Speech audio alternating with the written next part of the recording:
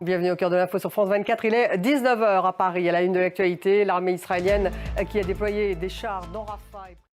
Dans 10 minutes, le débat il est consacré à l'offensive israélienne à Rafah. Quel est son impact humanitaire à Gaza? Menace-t-elle les pourparlers de trêve qui ont lieu au Caire? Est-elle un moyen de pression exercé sur le Hamas?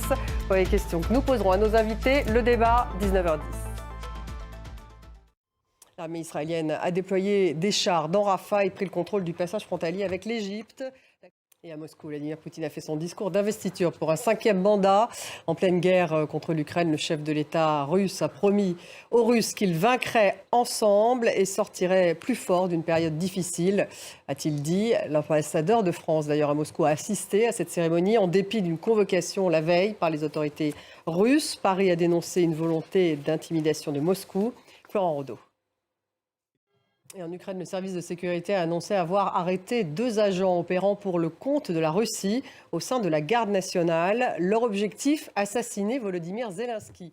Kiev dit donc avoir déjoué un complot russe visant le président ukrainien. Merci Gulliver. Gulliver Krak donc à Sloviansk en Ukraine.